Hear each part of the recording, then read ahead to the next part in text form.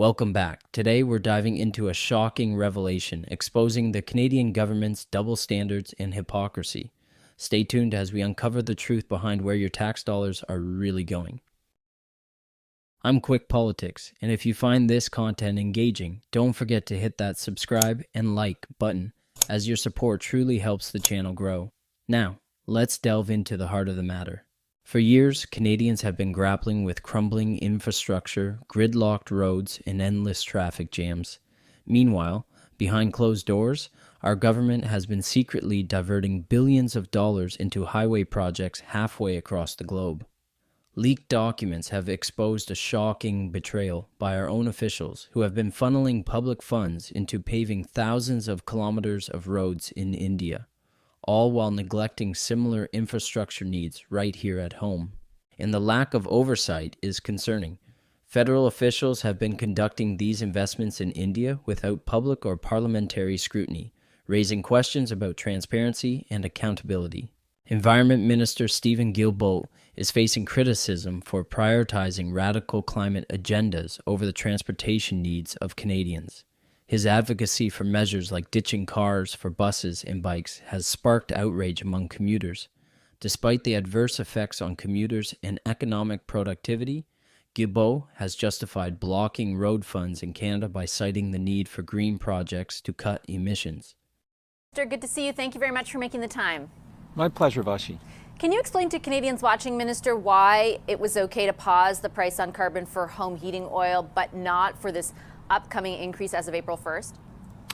So the very reason for putting a price on pollution, and it's been done before, and not just for climate change, but for other environmental challenges, is that you want to incentivize change in behavior for companies, industrial organizations, but also individuals. What we found out with home heating oil is that the vast majority, in fact, of people who are still using home heating oil in Canada, and there are more people in my home province of Quebec than in all of Atlantic Canada, for example, that still use it, but tend to be lower to middle income Canadians who don't have the money to make the switch for less polluting form of home heating oil, home heating, which is why we decided to put a pause specifically on this, because home heating oil is the most expensive, it's the most inefficient, and it's the most polluting way of heating your home. And I do take your point, Minister, that as far as volume goes, there are more of those homes outside of Atlantic Canada, but as a portion of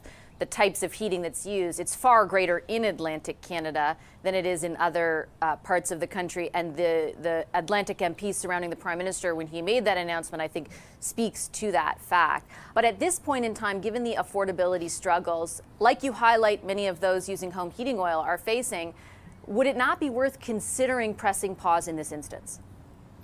No, it wouldn't, because we can't put a pause on climate change. And what Pierre Poilievre never talks about is the fact that people right now, 8 out of 10 Canadians, families, get more money back than they pay in carbon pricing. So the richest among us don't, the people who pollute the most, but 8 out of 10 Canadian families, and that has been confirmed by the Parliamentary Budget Officer. So if we were to do that, we would actually hurt people economically while they're struggling. Conservative leaders like Pierre Poilievre and MP Mark Strahl are speaking out against Guilbeault's extreme anti-car stand, highlighting the lack of consideration for Canadian commuters' needs. But it's not just the government.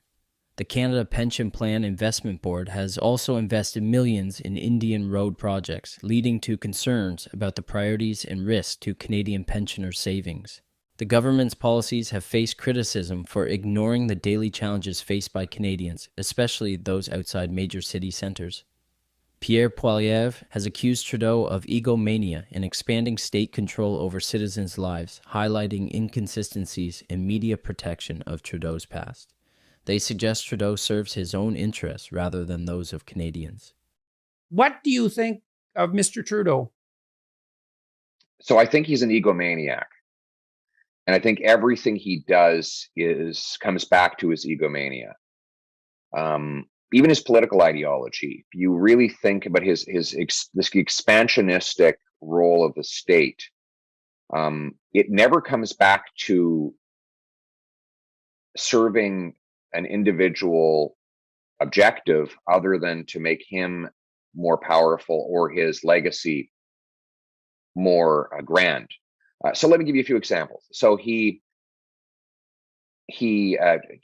slashed the amount you can put into a tax-free savings account.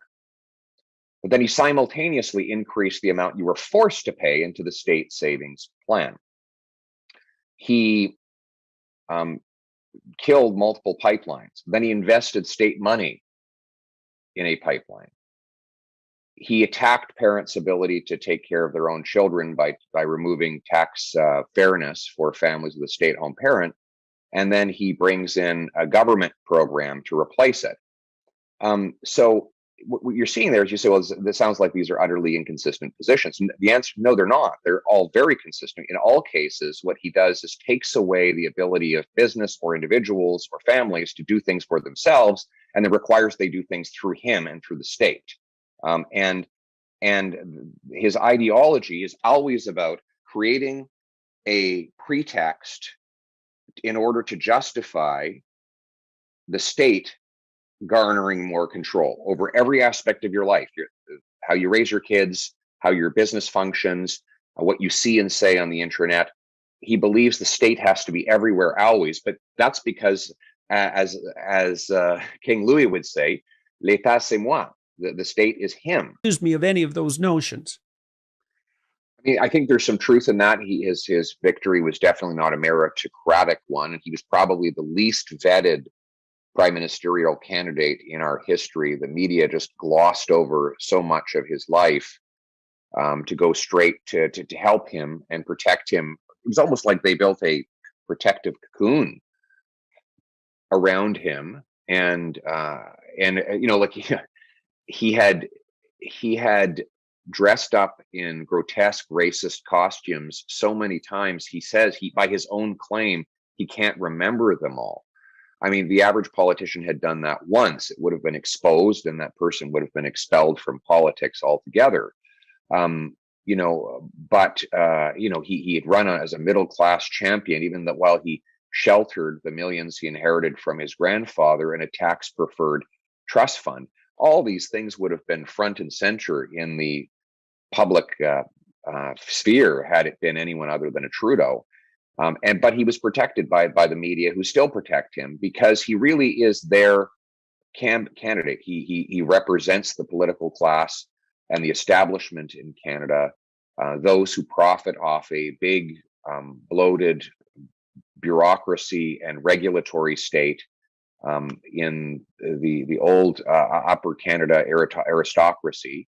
Know that he will always deliver for them, and he has. He's delivered mightily for them. That's why they're doing so well, and that's why they'll fight tooth and nail to keep him there. It's clear that action is needed. Canadians must address government hypocrisy and climate extremism by voicing their opinions and supporting unbiased news sources. Let's hold our leaders accountable and demand transparency and fairness for all taxpayers. Let us know your thoughts in the comments below. Thank you for joining us. If you appreciate content that delves into critical issues, consider subscribing for more insightful updates. Stay informed, and until next time, I'm QuikPolitics, signing off.